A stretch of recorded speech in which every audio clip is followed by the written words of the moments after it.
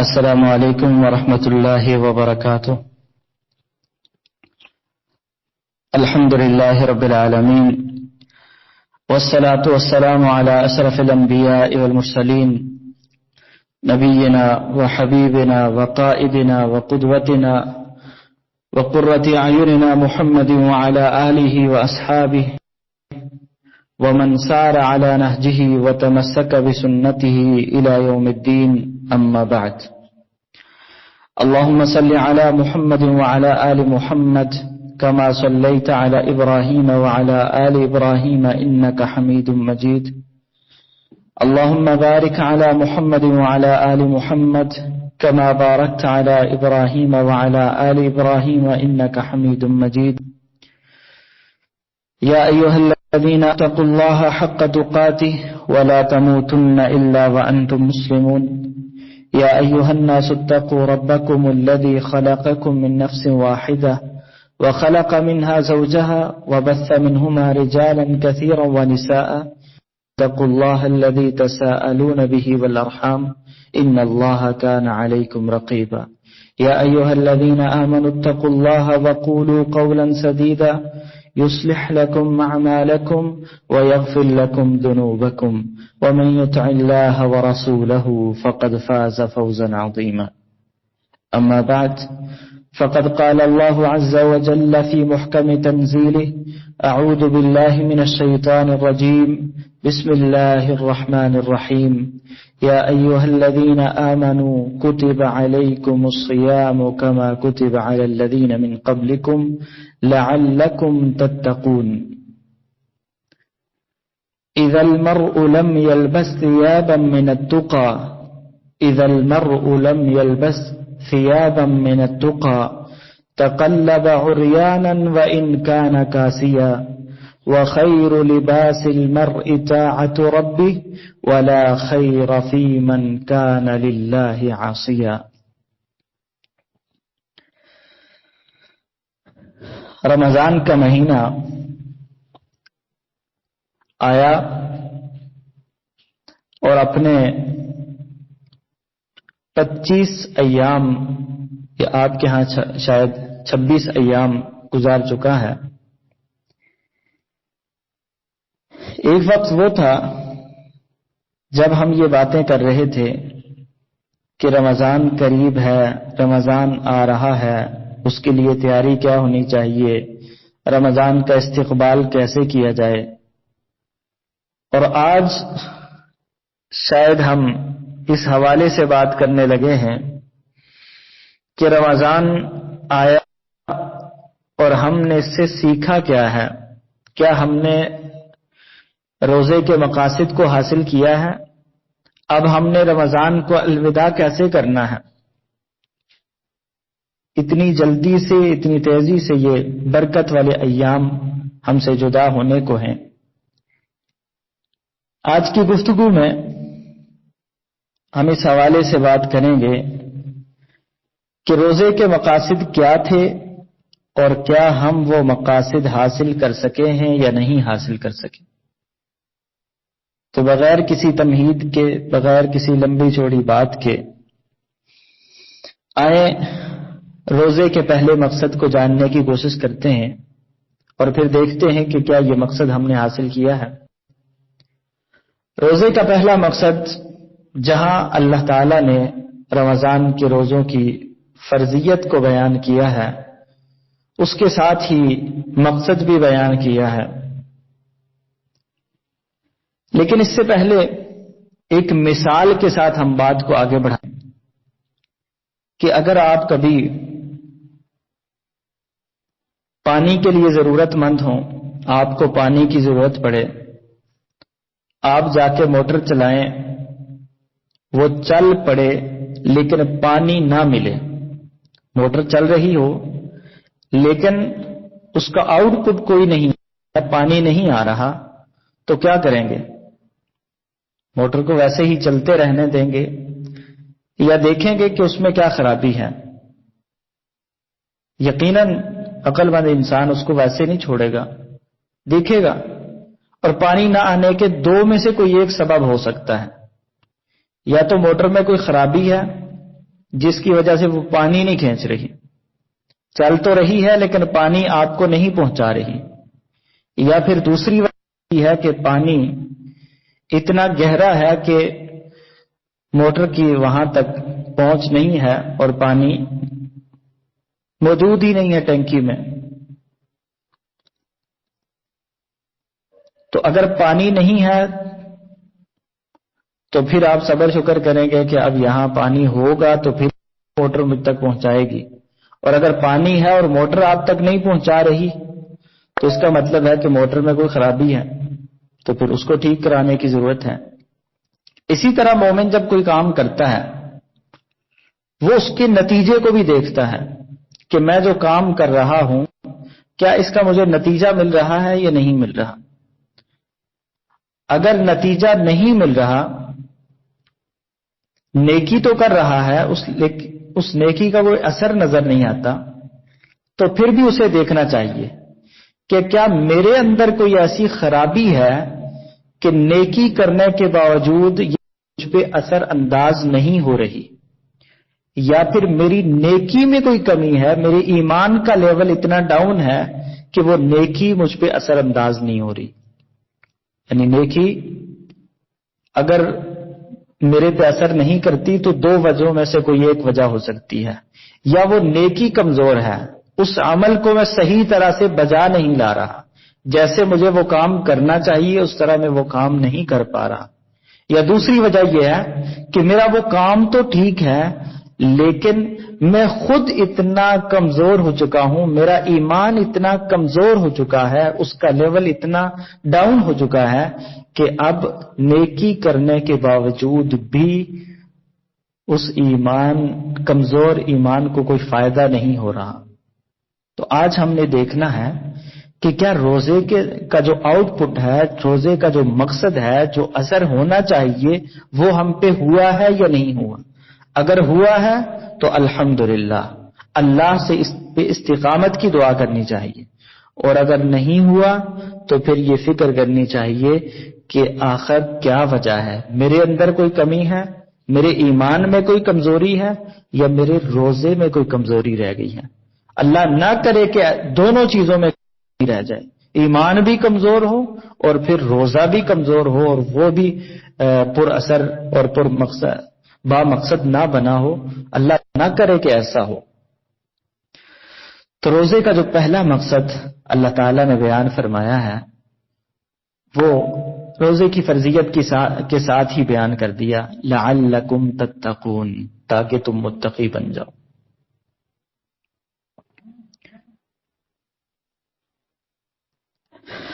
اللہ تعالیٰ چاہتے ہیں کہ میرا بندہ روزہ رکھے، لیکن روزہ رکھنے کے لیے صرف بھوک اور پیاس برداشت نہیں کروانا چاہتے۔ اللہ نہیں چاہتے کہ میرا بندہ تکلیف کی زندگی بسر کرے، بھوکا اور پیاسا رہے، بلکہ بھوکا اور پیاسا رکھ کے اللہ تعالیٰ مجھے اور آپ کو متقی بنانا چاہتے ہیں۔ تو روزے کا پہلا مقصد کیا ہے؟ تقوی کا حصول ہے، کہ روزے دار میں تقوی پیدا ہوا ہے یا نہیں ہوا، یہ اس کا پہلا آؤٹ پٹ ہے۔ اب میں اور آپ دیکھیں کہ کیا ہمارے اندر روزے نے کوئی تقوی پیدا کیا ہے، ہم متقی بنے ہیں؟ اور تقوی ہے کیا، ہم دیکھ تو تب سکیں گے نا، تقوی کا ہمیں پتا تو تب چلے گا کہ ہمارے اندر تقوی ہے یا نہیں ہے، جب ہمیں تقوی کے بارے میں پتا ہوگا کہ تقوی کس چیز کا نام ہے۔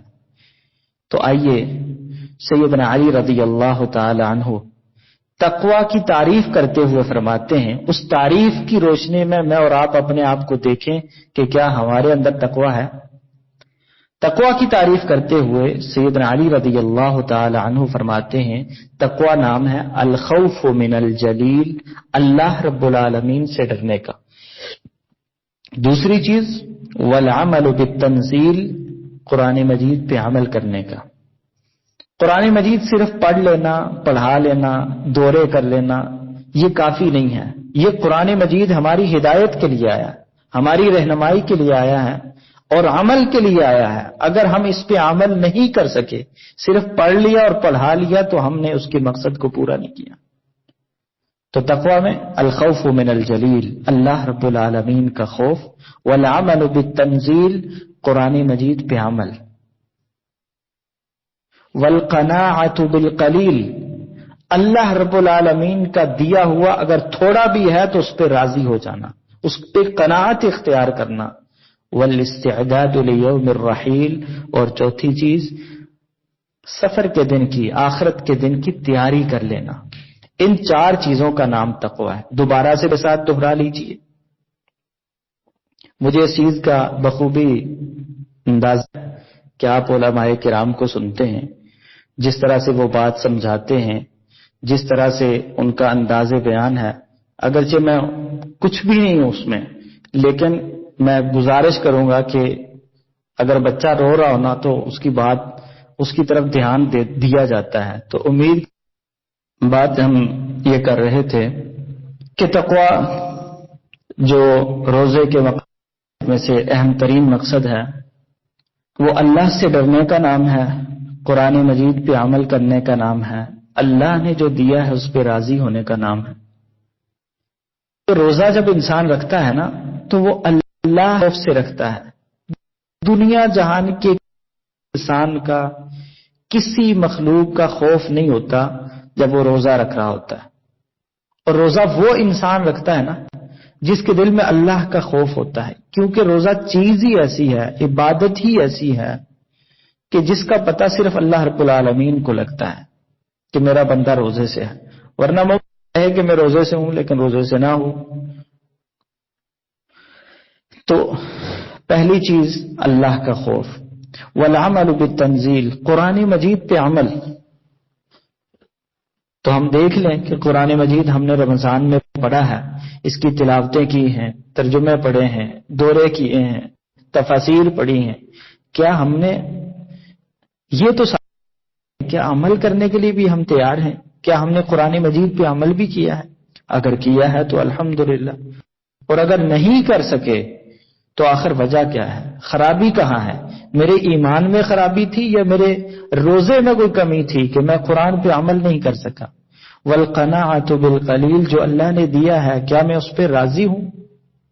کیا میں لوگوں کے مال دیکھ کے، لوگوں کی دولت دیکھ کے، لوگوں کا روپیہ پیسہ دیکھ پھر اللہ کے سامنے ناشکری کرتا ہوں کہ اللہ نے فلاں کو اتنا دیا ہوا ہے، فلاں کو اتنا دیا اور مجھے کچھ نہیں دیا؟ کیا اس طرح کا میرا رویہ تو نہیں ہے؟ اگر اس طرح کا رویہ میرے اندر موجود ہے تو میں کبھی اپنے آپ کو متقی نہیں کہلوا سکتا۔ اور چوتھی چیز والاستعداد لیوم الرحیل، جو انسان دنیا کی تیاریاں تو کرتا ہے، عید کی تیاری تو کر رہا ہے، عید کے کپڑے تو بنا رہا ہے، اور یہ تیاریاں تو کر رہا ہے کہ میں نے رمضان کے بعد کیا کرنا ہے، میں نے عید والے دن کیا کرنا ہے، یہ ساری تیاریاں کر رہا ہے، لیکن قیامت کے دن کے لیے تیار رہا تو ایسا انسان کبھی بھی متقین میں شامل نہیں ہے۔ اب اس کو دیکھنا چاہیے کہ کیا میں روزہ رکھ کے روزے کے بعد اپنی آخرت کی تیاری زیادہ کرتا ہوں یا اپنی عید کی تیاری زیادہ کرتا ہوں؟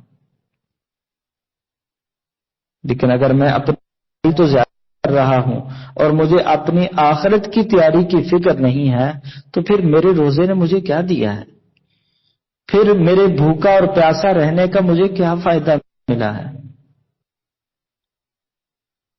کسی کہنے والے نے بڑی پیاری بات کہی تھی، اذا المرء لم يلبس ثيابا من التقى، کہ جب انسان تقوی کا لباس نہ پہنے، تقلب عریانا وان كان كاسيا، لباس پہننے کے باوجود بھی وہ عریان ہے، وہ ننگا ہے۔ لباس المرء طاعت ربه، اور انسان کا بہترین لباس اپنے رب کی اطاعت گزاری ہے، اپنے رب کی بات کو ماننا ہے، اپنے رب کی اطاعت کرنا ہے۔ ولا خیر فی من کان للہ عاصیا، اور اس انسان میں کوئی خیر نہیں ہے جو اللہ کا نافرمان ہے، جو اللہ کی نافرمانی کرتا ہے، ایسے انسان میں کوئی خیر نہیں ہے۔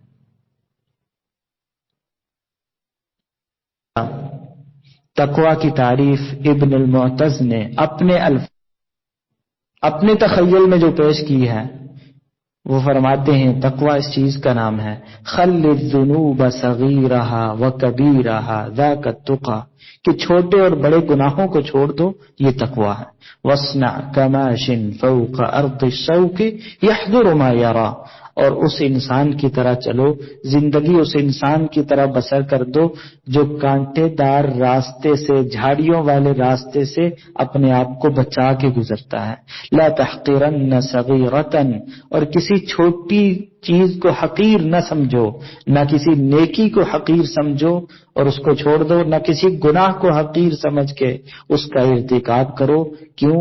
ان الجبال من الحصى، کیونکہ بڑے بڑے پہاڑ چھوٹی چھوٹی کنکریوں کا مجموعہ ہے۔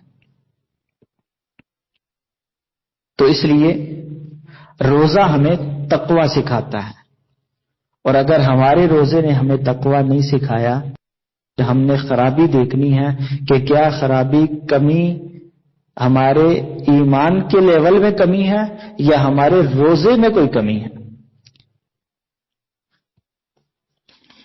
اور تقوی کتنا ہونا چاہیے ویسے بندے میں؟ ویسے تو ہم سارے اپنے آپ کو متقی سمجھتے ہیں، تو بڑا متقی ہے ہی کوئی نہیں، ہم سے بڑا پرہیزگار تو ہے ہی کوئی نہیں اس دنیا میں۔ اللہ تعالیٰ نے قرآن مجید میں وہ معیار بھی بتا دیا ہے کہ کتنے متقی ہوں۔ اللہ تعالیٰ فرماتے ہیں یا ایھا الذین آمنوا اتقوا اللہ حق تقاتی، اے ایمان والو اللہ سے ڈرو، اللہ کا تقوی اختیار کرو، لیکن وہ تقوی کیسا ہو؟ حق، اللہ سے ڈرنے کا حق ہے۔ تو اللہ سے ڈرنے کا حق کیا ہے؟ کہ انسان اپنی ساری مرضیاں، اپنی ساری خواہشات، اپنی ساری تمنائیں اللہ کی مرضی کے تابع کر لے۔ تو اللہ تعالیٰ نے اس تقوی کے تقاضوں کو پورا کرنے کا حکم دے دیا کہ اللہ سے ڈرو لیکن اپنی مرضی سے نہیں۔ جس کو تم تقوی سمجھتے ہو اس کو تقوی سمجھ لو، اور 2-4 دن نمازیں پڑھ لی تو تم اپنے آپ کو تم متقی ہو گئے ہو، نہیں۔ اللہ سے اس طرح ڈرو جیسے اللہ سے ڈرنے کا، اللہ کا تقوی اختیار کرنے کا حق ہے۔ اچھا، یہ تقوی کہاں کہاں انسان میں ہونا چاہیے؟ کیا مسجد میں جائے تو تقوی اختیار کر لے، گھر میں آئے تو مرضی کر لے؟ قرآن کہا ہو تو متقی بن جائے، قرآن بند کر کے رکھے تو پھر اپنی مرضی شروع کر لے؟ کہاں کہاں، کن کن جگہوں پہ وہ تقوی اختیار کرے؟ ویسے کن کن جگہوں پہ ڈرنا چاہیے؟ اللہ سے ڈرنا، اللہ کا کہاں کہاں اختیار کرنا چاہیے؟ گناہ والی جگہ پہ جائے تو اس کو اللہ کا ڈر آ جائے، نیکی والی جگہ پہ جائے تو ڈر ختم ہو جائے؟ نہیں۔ سیدنا ابو ذر رضی اللہ تعالی عنہ کو اور سیدنا معاذ بن جبل رضی اللہ تعالی عنہما، دونوں کو اللہ کے رسول صلی اللہ علیہ وسلم نے ایک وصیت فرمائی تھی۔ آپ نے فرمایا تھا اتق اللہ حیث ما کنت، تم جہاں بھی ہو اللہ سے ڈر جاؤ، اللہ کا تقوی اختیار کرو، جہاں بھی ہو، مسجد میں ہو، بازار میں ہو، گھر میں ہو، دکان پہ ہو، آفس میں ہو، کاروبار کر رہے، محنت مزدوری کر رہے ہو، گاڑی میں ہو، سفر کر رہے ہو، مقیم ہو، کسی بھی جگہ پہ ہو، اپنے ملک میں ہو، اپنے ملک سے باہر ہو، کسی بھی جگہ پہ ہو تو اللہ رب العالمین سے ڈرتے رہو، اللہ کا تقوی اختیار کر کے رہو۔ اللہ اکبر۔ اب پھر سوال یہ پیدا ہوتا ہے کہ ٹھیک ہے ہر جگہ اللہ سے ڈرنا چاہیے، مان لیا، لیکن کن کن کاموں میں اللہ سے ڈرے انسان؟ کن کن کاموں میں ڈرے؟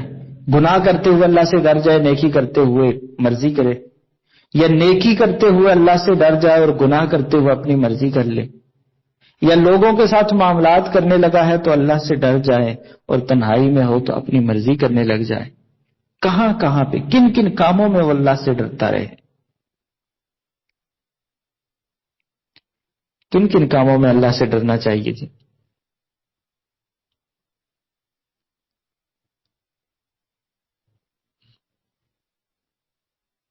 پتہ نہیں میری آواز آپ تک آ رہی ہے یا نہیں، کیونکہ خاموشی تو ایسے ہے کہ جیسے چلیں الحمدللہ۔ آئیے اللہ کے رسول صلی اللہ علیہ وسلم سے پوچھ لیتے ہیں کہ اللہ کے رسول ہمیں بتائیے کہ ہم کن کن کاموں میں اللہ سے ڈرتے رہیں۔ رسول اللہ صلی اللہ علیہ وسلم سے جب پوچھتے ہیں تو پتہ یہ چلتا ہے کہ آپ صلی اللہ علیہ وسلم نے سیدنا ابو ذر غفاری رضی اللہ تعالی عنہ کو 6 دن مسلسل یہ کہا، ابو ذر میں کوئی بات کہوں اس کو دھیان سے سننا۔ ایک دن کہا، دوسرے دن کہا، تیسرے دن کہا، حتیٰ کہ 6 دن اللہ کے رسول یہ کہتے رہے۔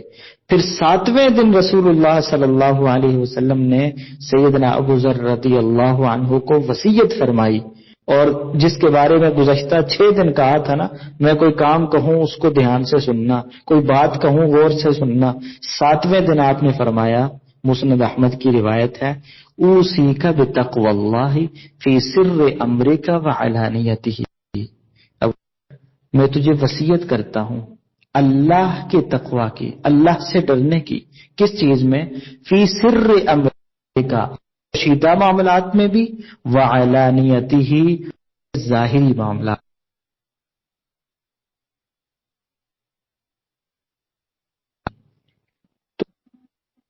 تو اپنے ظاہری معاملات میں بھی اللہ سے ڈرتے رہو اور اپنے پوشیدہ معاملات میں بھی۔ مطلب کیا کہ جب لوگوں کے سامنے ہو نا، جب مسجد میں ہو تو پھر بھی اللہ سے ڈرتے رہو۔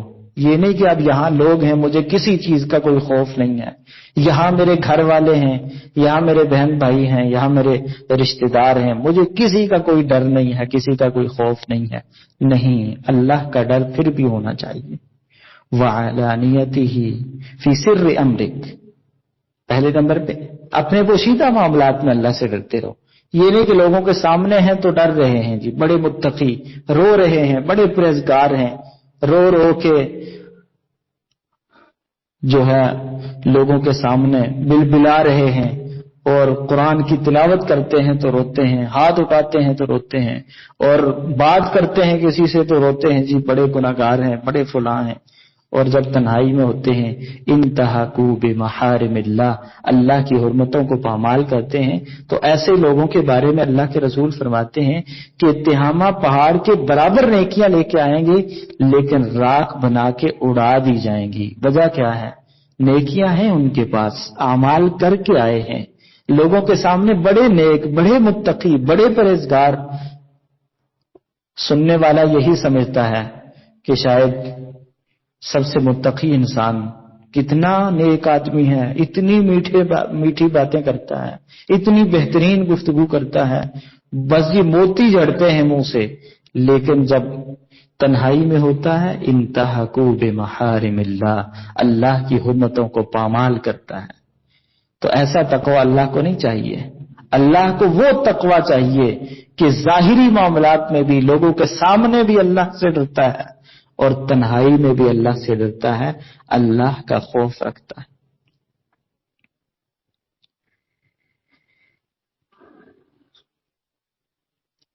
پھر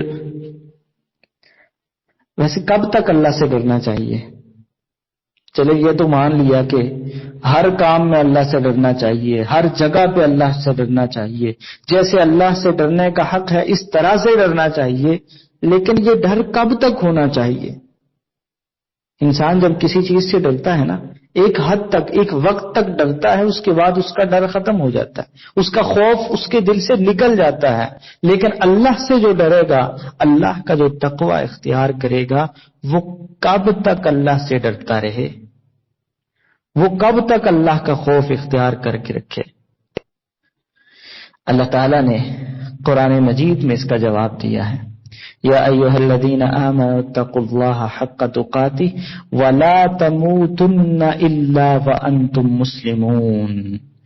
یہ تقوی، یہ خوف، یہ اللہ کا ڈر، یہ اللہ رب العالمین کی مرضی کے مطابق زندگی کا بسر کرنا، یہ اللہ کی چاہتوں پہ اپنی چاہتوں کو قربان کر دینا، اللہ کی مان کے اپنی زندگی بسر کرنا، یہ ایک مہینے کے لیے نہیں ہے کہ رمضان کے مہینے میں ایسے کر لیں، یہ ایک سال کے لیے نہیں ہے، یہ کوئی 5 سالوں کے لیے، 10 سالوں کے لیے نہیں، اپنی زندگی کے آخری سانس تک اللہ سے ڈرتے رہنا، اللہ کا تقوی اختیار کرنا، اللہ کا خوف اپنے دل میں رکھنا اور اللہ رب العالمین کی مرضی کی زندگی بسر کرنا. اور یہ روزہ سکھاتا ہے. اگر میرے اور آپ کے روزے نے مجھے یہ چیزیں نہیں سکھائی نا، اور ہمارا روزہ یہ چیزیں دے کے نہیں گیا، تو پھر رمضان ہم سے چلا گیا ہے اور ہم نے رمضان سے کوئی فائدہ حاصل نہیں کیا. لیکن جسے کہتے ہیں نا، صبح کا بھولا شام کو گھر آ جائے تو اسے بھولا نہیں کہتے. ابھی بھی کچھ ایام باقی ہیں، کچھ رحمتوں کی ساعتیں باقی ہیں. اگر اس سے پہلے ہم بھولے رہے، روزہ رکھتے رہے لیکن اس کا آؤٹ پٹ نہیں دیکھا، اس کا مقصد حاصل ہو رہا ہے یا نہیں ہو رہا، اس کو نہیں دیکھ پائے، تو اب بھی ہمارے پاس وقت ہے، اب بھی ہم اسے دیکھ سکتے ہیں. ان چند دنوں میں بھی اگر ہم اپنا محاسبہ کر لیں، رمضان کو اپنے لیے مفید بنا لیں تو بنا سکتے ہیں. یہ نہیں ہے کہ ہر رمضان پانے والا، ہر روزے رکھنے والا وہ کامیاب ہو جائے گا. نہیں، کامیاب وہ ہوگا جو رمضان سے فائدہ اٹھائے گا، جو رمضان کے مقاصد کو پورا کرے گا، جو روزے کے مقاصد کو پورا کرے گا. اور جو پورا نہ کر سکا، آپ نے وہ حدیث بارہا سنی ہوگی کہ اللہ کے رسول سیڑھیوں پہ، منبر کی سیڑھیوں پہ قدم رکھتے ہیں اور آمین آمین آمین کہتے ہیں. پھر جب آپ سے پوچھا گیا تو آپ نے فرمایا کہ فرشتے نے بد دعا کی ہے اور میں نے آمین کہی ہے. ایک ان میں سے وہ شخص بھی ہے جو رمضان کا مہینہ پاتا ہے اور اپنی بخشش نہیں کروا سکتا. تو جس کے روزے نے اسے فائدہ نہیں دیا، جس کا روزہ با مقصد نہیں بنا، صرف بھوک اور پیاس کی حد تک رہا ہے، تو اس نے اپنے گناہوں کی بخشش کا اہتمام نہیں کیا. اب بھی اس کے پاس وقت ہے، پلٹ آئے، لوٹ آئے. یا باغی الخیر اقبل. اللہ تو اب بھی آواز دے رہے ہیں، اے خیر کے چاہنے والے آجا. یا باغی الشر اقصر. اے شر کے چاہنے والے، اے شر کے راستے پہ چلنے والے رک جا، باز آ جا. اللہ تو اب بھی پکار رہے ہیں، اب بھی آواز دے رہے. اللہ تعالی ہمیں ان خوش نصیب لوگوں میں شامل فرمائے. ویسے خواہش تو ہماری یہی ہے کہ ہم وہ خوش نصیب ہوں، لیکن ہم نے کبھی عملی طور پہ ان چیزوں کو اپنایا نہیں ہے. بس خواہش کرتے ہیں، اور صرف خواہش کر لینے سے کوئی چیز مل نہیں جایا کرتی. ہزاروں خواہشیں ایسی کہ ہر خواہش پہ دم نکلے. بہت نکلے میرے ارماں مگر پھر بھی کم نکلے. خواہش تو ہر انسان کی ہے کہ اسے جنت الفردوس مل جائے. خواہش تو ہر انسان کی ہے کہ اسے بغیر حساب و کتاب کے جنت کا داخلہ مل جائے، لیکن اعمال کرنے کو ہم تیار نہیں ہیں. کہتے ہیں نا، عمل سے زندگی بنتی ہے، جنت بھی جہنم بھی. یہ خاکی اپنی فطرت میں نہ نوری ہے نہ ناری ہے. تو عمل کی ضرورت ہے، اعمال کی ضرورت ہے. ہم اپنے روزے، جو عمل ہم کر رہے ہیں، اس کو چیک کریں کہ وہ عمل کیسا ہے، معیاری ہے یا نہیں ہے، اس سے مقصد حاصل ہو رہا ہے یا نہیں ہو رہا. آئیے روزے کے دوسرے مقصد کو دیکھتے ہیں. روزہ رکھ کے انسان کو یہ دوسرا مقصد حاصل ہونا چاہیے. وہ کیا ہے؟ اپنے نفس کا تزکیہ کرنا، اپنے نفس کو پاک کرنا. اللہ تعالیٰ اپنے بندوں کو یہ کہتے ہیں، یا ایھا الذین آمنوا اتقوا اللہ ولتنظر نفس ما قدمت لغد. اے ایمان والو، اللہ سے ڈرو اور اپنے کل کے لیے تم نے کیا تیاری کی ہے، کیا آگے بھیجا ہے، اس کو دیکھو. اپنے نفس کو پاک کر لو. کیوں؟ قد افلح من زکاہا. جس نے اپنے نفس کو پاک کر لیا نا، وہ کامیاب ہو گیا. وقد خاب من دساہا. اور جس نے اپنے نفس کو پرا گندا کر لیا، اپنے نفس کو پاک نہیں کیا، وہ ناکام ہو گیا، وہ نامراد ہو گیا. تو ہم کامیابی چاہتے ہیں نا، ہم میں سے ہر انسان چاہتا ہے کہ وہ کامیاب ہو جائے. روزہ اس لیے رکھتے ہیں کہ کامیاب ہو جائیں، اور اگر روزہ رکھ کے بھی کامیاب نہ ہو سکیں، اپنے نفس کو پاک نہ کر سکیں، گناہوں سے نہ روک سکیں اور اس کو گناہوں میں ہی لگا کے رکھیں، تو پھر ہمارے روزے نے ہمیں کیا دیا؟ اور اگر ہمارے روزے نے ہمارے نفس کو پاک کر لیا ہے تو پھر خوشخبری ہی خوشخبری ہے. وَأَمَّا مَنْ خَافَ مَقَامَ رَبِّهِ وَنَهَى النَّفْسَ عَنِ الْهَوَىٰ، جس انسان نے جو اپنے رب کے سامنے کھڑا ہونے سے ڈر گیا اور اپنے نفس کو خواہشات سے روک لیا، فَإِنَّ الْجَنَّةَ هِيَ الْمَأْوَىٰ، اس کا ٹھکانہ تو جنت ہے. تو اپنے نفس کو شہوات سے بھی روکنا ہے اور شبہات سے بھی روکنا ہے. خواہشات اور شہوات سے بھی اپنے آپ کو روکنا پڑے گا، اور شبہات سے بھی. شبہات انسان کے دل پہ وار کرتے ہیں اور شہوات انسان کے جسم پہ وار کرتی ہیں. تو روزہ انسان کو شہوات سے بھی بچاتا ہے کہ نہیں، اللہ نے کھانا پینا حرام کیا نا، جائز چیزیں صبح سے لے کر شام تک تم نہیں کر سکتے، تو پھر یہ سبق دیتا ہے مجھے اور آپ کو کہ حرام کردہ چیزیں اس کے بعد پھر جائز نہیں ہو جاتی. اگر صبح سے شام تک حلال پانی نہیں پی سکتے تو شام کے بعد پھر حرام شراب بھی نہیں پی سکتے. صبح سے شام تک اگر حلال روٹی اور چاول نہیں کھا سکتے نا، تو پھر شام کے بعد ظلم و جبر اور حرام طریقے سے کمایا ہوا مال بھی نہیں کھا سکتے. صبح سے لے کر شام تک اپنے نفس کی جائز خواہش نہیں پوری کر سکتے، شام کے بعد پھر اپنے نفس کے اوپر پہننے والے حرام لباس اور حرام گھر میں بھی نہیں رہ سکتے. یہ روزہ انسان کو یہ تزکیہ کرتا ہے، اس کے نفس کو پاک کرتا ہے، شہوات سے، حرام کاموں سے، حرام چیزوں سے انسان کو روکتا ہے تاکہ اس کی عادت بن جائے اور یہ روزے کے بعد بھی اپنے آپ کو حرام کاموں سے روک لیا کرے.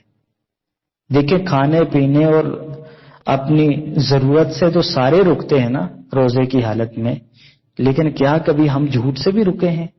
کیا ہم روزے کی وجہ سے حرام کمانے اور حرام کھانے سے بھی رکے ہیں؟ کیا ہم ظلم و جبر سے بھی رکے ہیں؟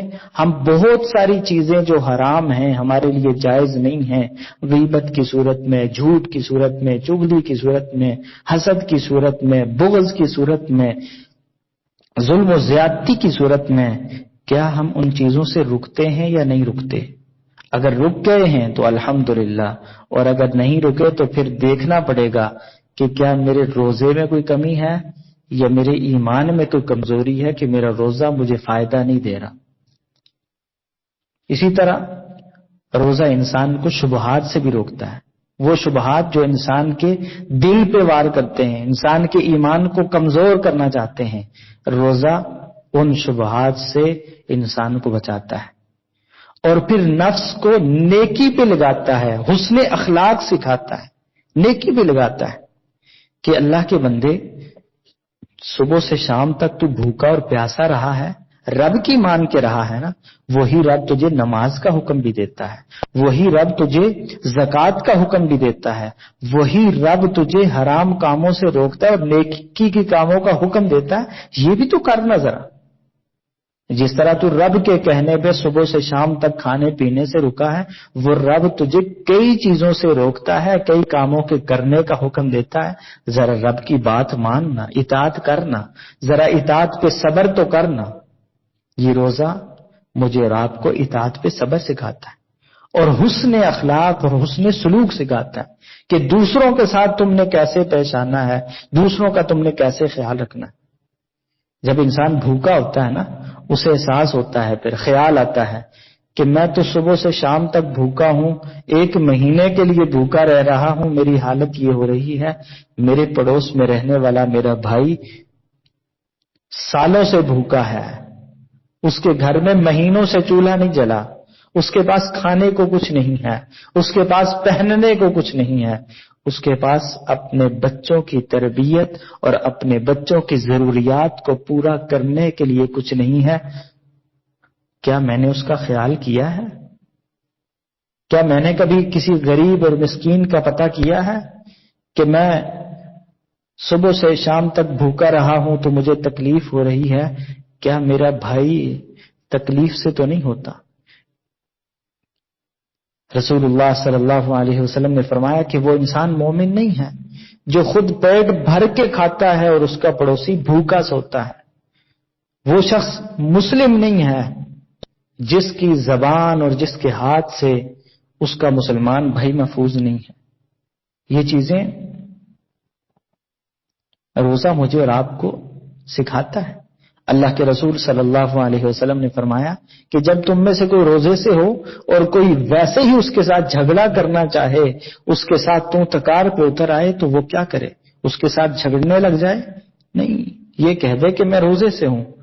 تو گویا کہ روزہ انسان کو حسن اخلاق سکھاتا ہے، اور اخلاق وہ چیز ہے جس کے بارے میں اللہ کے رسول صلی اللہ علیہ وسلم نے فرمایا انما بعثت لاتمم مکارم الاخلاق، کہ میں تو اچھے اخلاق کو مکمل کرنے کے لیے بھیجا گیا ہوں۔ لیکن اگر میرا اور آپ کا روزہ مجھے اور آپ کو بد اخلاقی سکھائے کہ میرے ساتھ کوئی بات نہیں کرنی، میں روزے سے ہوں، میں یہ کر دوں گا، میں وہ کر دوں گا، تو پھر روزے کا مقصد تو پورا نہ ہوا۔ پھر روزے نے جو مجھے اور آپ کو سکھانا تھا وہ تو ہم نہیں سیکھ سکے۔ کیا ہمارے روزے میں کوئی کمی تھی یا پھر ہمارے ایمان میں کوئی کمی تھی؟ اور اللہ کے رسول صلی اللہ علیہ وسلم کے اخلاق حسنہ کے بارے میں قرآن کیا کہتا ہے؟ وَإِنَّكَ لَعَلَىٰ خُلُقٍ عَظِيمٍ، اے محبوب آپ عظیم اخلاق کے مالک ہیں۔ اور اسی طرح قرآن مجید میں اللہ تعالیٰ فرماتے ہیں فَبِمَا رَحْمَةٍ مِّنَ اللَّهِ لِنْتَ لَهُمْ وَلَوْ كُنْتَ فَظًّا غَلِيظَ الْقَلْبِ لَانفَضُّوا مِنْ حَوْلِكَ، کہ محبوب صلی اللہ علیہ وسلم اگر آپ اللہ کی رحمت سے ان لوگوں کے لیے نرم نہ ہوتے اور سخت ہوتے تو پھر یہ جو آپ کے گرد لوگ جمع ہیں نا، یہ آپ کے گرد نہ رہتے۔ اکمل المؤمنین ایمانا احسنهم خلقا، رسول اللہ صلی اللہ علیہ وسلم فرماتے ہیں کہ مومنوں میں سے مکمل ایمان والا انسان وہ ہے جس کا اخلاق اچھا ہے۔ تو روزہ ہم اس لیے رکھتے ہیں کہ ہمارا ایمان مضبوط ہو جائے، بہترین ہو جائے، لیکن اگر ہم نے اپنے روزے میں حسن اخلاق کو نہیں اپنایا اور ہمارا روزہ ہمیں حسن اخلاق دے کے نہیں گیا تو پھر ہم اس مقصد سے محروم رہے ہیں، ہمارے روزے نے اس مقصد کو پورا نہیں کیا۔ جہاں اللہ کے رسول صلی اللہ علیہ وسلم نے تقوی کا حکم دیا، برائی کے بعد نیکی کرنے کا حکم دیا، وہیں پہ اللہ کے رسول نے یہ بھی فرمایا وَخَالِقِ النَّاسَ بِخُلُقٍ حَسَنٍ، کہ لوگوں کے ساتھ اچھے اخلاق اپناؤ، اچھے اخلاق کا مظاہرہ کرو۔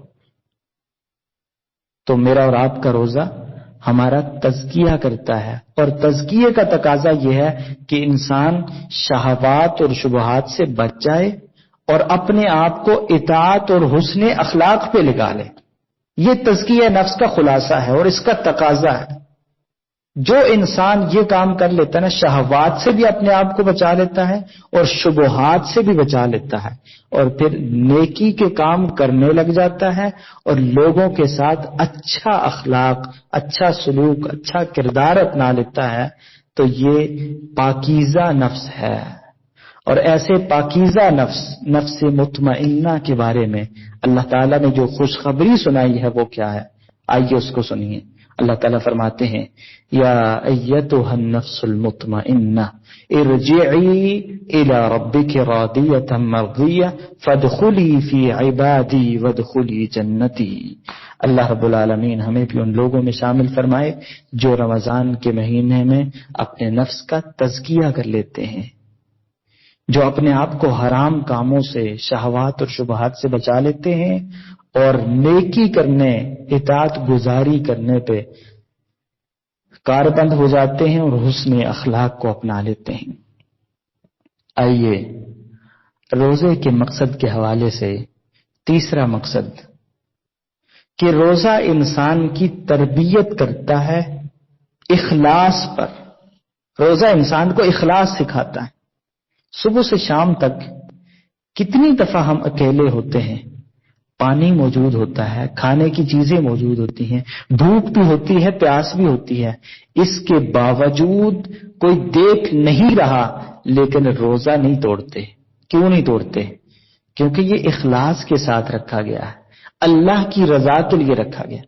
اور یہاں میں آپ کو یہ بھی بتاؤں کہ دیکھیں بہت سارے لوگ حج پہ جا رہے ہوتے ہیں نا، سیلفیاں بنا بنا کے بھیج رہے ہوتے ہیں، فیس بک پہ چڑھا رہے ہوتے ہیں، سٹیٹس لگا رہے ہوتے ہیں کہ حج پہ جاتے ہوئے، عمرے پہ جاتے ہوئے، نماز پڑھتے ہوئے، قرآن کی تلاوت کرتے ہوئے، دورہ قرآن کرتے ہوئے، فلاں کرتے ہوئے فلاں، ہر چیز کی تصویر بنا کے لوگوں کو دکھائی جا سکتی ہے، لیکن روزے کی تصویر کوئی نہیں بنا سکتا.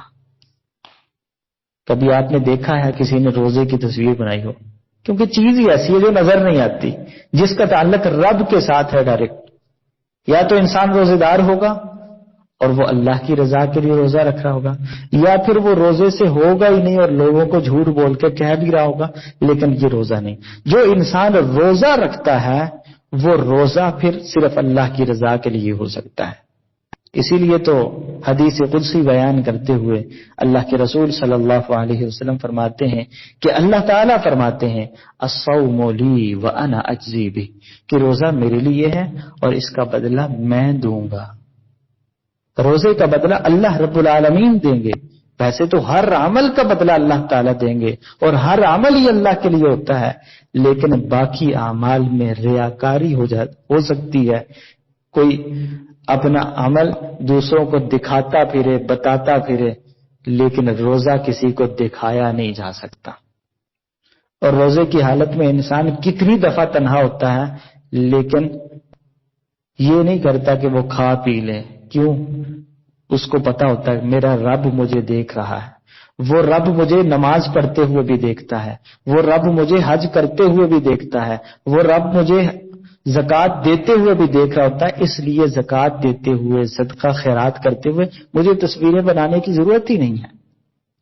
لیکن دنیا میں جب کوئی چیز تولی جاتی ہے نا، تو وہ چیز جتنی زیادہ قیمتی ہوتی ہے اس کو تولنے کا جو پیمانہ ہے نا وہ اتنا ہی چھوٹا ہوتا ہے. آپ لوہا دیکھ لیں، ٹنوں کے حساب سے تولا جاتا ہے. آپ آٹا دیکھ لیں، منوں کے حساب سے تولا جاتا ہے. چینی جو ہے وہ اس سے قیمتی ہے تو وہ کلو کے حساب سے تولی جاتی ہے. اسی طرح سونا اور چاندی اس سے زیادہ قیمتی ہیں تو وہ ماشے اور تولے کے حساب سے تولے جاتے ہیں. اور انسان کے اعمال ان ساری چیزوں سے کہیں زیادہ قیمتی ہیں. اسی لیے اللہ تعالیٰ نے فرمایا ہے فَمَن يَعْمَلْ مِثْقَالَ ذَرَّةٍ خَيْرًا يَرَى، جو ایک ذرے کے برابر بھی نیکی کرے گا نا وہ اس کو دیکھ لے گا. تو نیکیاں تولنے کا، اعمال تولنے کا جو ترازو ہے وہ ذرات کو بھی تولے گا. دنیا میں کوئی چیز ذرات کے حساب سے نہیں تولی جاتی. ہر چیز اس سے زیادہ سستی ہے. جتنی سستی ہوتی ہے اتنا اس کا تولنے کا جو پیمانہ ہے وہ بڑا ہوتا ہے.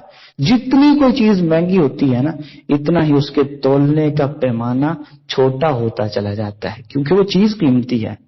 تو نیکیاں یہ کوئی چھوٹی چیز نہیں ہے، یہ تو ذرات کے حساب سے تولی جائیں گے. کسی کی ایک ذرے کے برابر بھی نیکی جو ہے وہ ضائع اور رائگان نہیں ہوگی. اس لیے مجھے اور آپ کو اخلاص کے ساتھ عمل کرنا چاہیے. کوئی واہ واہ کرے، کوئی ہمارا نام لے یا نہ لے، ہمیں یہ نہیں سوچنا چاہیے. اور اگر کوئی سمجھتا ہے کہ میں تصویر بناتا ہوں کہ میرے پاس یاد دہانی رہ جائے گی، یاد رکھیے جس رب کے لیے ہم عمل کرتے ہیں نا اس رب کو سب کچھ یاد ہے، اور یاد ہونے کے باوجود اس نے سب کچھ لکھ لیا ہے. فرشتے مقرر کر دیے ہیں کہ لکھ لو، ہر چیز اللہ رب العالمین لکھ رہے ہیں. تو پھر ہمیں کیا ضرورت پڑی ہے کسی کام کو کرنے کے بعد اس کے تذکرے کرنے کی، اس کے نام لینے کی، اس کو لوگوں کو بتانے کی، اس کی تصویریں بنانے کی. تصویریں تو ویسے بھی ٹھیک نہیں ہیں، لیکن نیکی کرتے ہوئے تصویر بنانا اور نیک کاموں کی تصویر بنا کے اس کی تشہیر کرنا، الامان والحفیظ، اللہ ہمیں اس سے محفوظ فرمائے. تو یہ رمضان کے مقاصد ہیں، روزے کے مقاصد ہیں کہ ہمارے اندر تقویٰ پیدا ہو جائے، ہم اپنے نفس کا تزکیہ کر سکیں اور ہم عبادات میں اخلاص اختیار کریں، ہمارے اعمال میں، ہماری عبادات میں، ہمارے کردار میں، ہمارے اعمال میں اخلاص پیدا ہو جائے۔ اور جس کے اندر یہ چیزیں پیدا ہو جائیں گی نا، اس کا مطلب ہے کہ اس کے روزے نے اس کو کوئی فائدہ دیا، اس کا روزہ بامقصد تھا، موٹر چلتی رہی اور پانی آتا رہا ہے۔ اور اگر میرے اور آپ کے روزے نے ایسا نہیں کیا، یہ مقاصد ہمیں حاصل نہیں ہوئے، تو اس کا مطلب ہے کہ کام تو ہوتا رہا، خرچ تو ہوتا رہا، موٹر تو چلتی رہی، بجلی صرف ہوتی رہی، لیکن پانی نہیں آیا تو فائدہ۔ اس لیے اس بات کو سامنے رکھتے ہوئے کہ اللہ تعالیٰ کا اپنے بندوں سے وعدہ ہے، فَمَنْ كَانَ يَرْجُو لِقَاءَ رَبِّهِ فَلْيَعْمَلْ عَمَلًا صَالِحًا، کہ جو اپنے رب کی ملاقات کی امید رکھتا ہے وہ نیک اعمال کرے، اچھے اعمال کرے۔ اور اچھے اعمال کی پہچان کیا ہے؟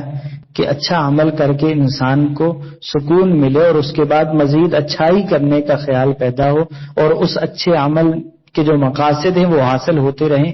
وَلَا يُشْرِكْ بِعِبَادَةِ رَبِّهِ أَحَدًا، اور وہ اپنے رب کی عبادت اور بندگی میں کسی اور کو شریک نہ کرے، اللہ کی رضا کے لیے اخلاص کے ساتھ اعمال کرتا رہے۔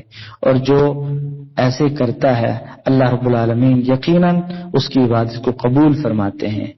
تو آج کی گفتگو کا خلاصہ یہی ہے کہ میں اور آپ اپنے آپ کو دیکھیں، اپنے آپ کا جائزہ لیں، تنہائی میں کبھی اپنے آپ سے پوچھیں، ارے تو نے روزہ رکھا ہے، کیا روزے کا مقصد بھی حاصل کیا ہے یا نہیں کیا؟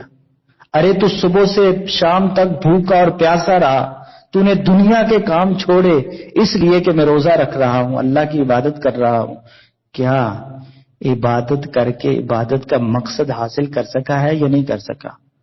اور کسی بھی عمل کی قبولیت کی سب سے بڑی دلیل یہ ہے کہ انسان اس کے مقصد کو حاصل کر لے، اور اگر مقصد حاصل نہیں ہوا تو کچھ دن باقی ہیں، اللہ سے التجا ہے، اللہ سے عرض کرتے ہیں، سوال کرتے ہیں کہ اللہ رب العالمین ان دنوں میں پھر ہمیں اپنی اصلاح کرنے کی توفیق عطا فرمائے، ہمیں صرف ٹیپ ریکارڈر یا سی ڈی یا MP3 ریکارڈر نہ بنائے کہ ہم بات کریں دوسروں کو سنا لیں، نہیں، اللہ تعالی ہمیں وہ اخلاص عطا فرمائے، ہمیں وہ للہیت، وہ تقوی، وہ خوف عطا فرمائے کہ ہم کبھی اپنی طرف بھی متوجہ ہوں، کبھی اپنا بھی محاسبہ کریں، کبھی اپنے آپ کو بھی دیکھیں، کبھی اپنے آپ کو بھی پرکھیں کہ ہم کیا کر رہے ہیں اور ہمیں کرنا کیا چاہیے تھا، ہماری نیکیاں ہمیں کیا فائدہ دے رہی ہیں۔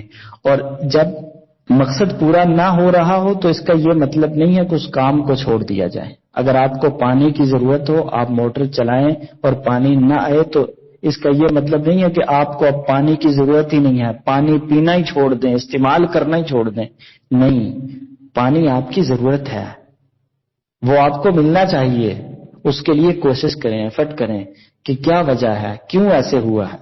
ہمارے ہاں ایک بہت بڑی غلطی یہ ہے کہ ہم جب دیکھتے ہیں نا کہ ہمارے اس کام کا کوئی مقصد نہیں ہو رہا تو ہم کام چھوڑ دیتے ہیں، نہیں، کام نہ چھوڑیے، اس میں ہونے والی خرابی کا ادراک کیجیے اور اس خرابی کو ٹھیک کیجیے تاکہ ہمارا کام بامقصد بن سکے۔ اللہ تعالیٰ سے دعا ہے کہ جو کہنے اور سننے میں صحیح بات ہوئی ہے اللہ تعالیٰ اس پہ عمل کرنے کی توفیق عطا فرمائے، اور جو غلطی ہوئی ہے، جو کوتاہی ہوئی ہے، یقیناً وہ ہماری وجہ سے، ہماری کمی کی وجہ سے ہوئی ہے، اللہ تعالیٰ اس سے درگزر فرمائے۔ اللہ تعالیٰ ہمیں کتاب و سنت کو سمجھ کر اس کے مطابق زندگی بسر کرنے کی توفیق عطا فرمائے، اور اللہ تعالیٰ ہماری عبادات کو قبول فرمائے، ہماری عبادات کو بامقصد بنائے۔ اور اللہ سے سوال کرتے ہیں، اللہم تقبل منا صیامنا وقیامنا وصالح اعمالنا وآخر دعوانا ان الحمد للہ رب العالمین۔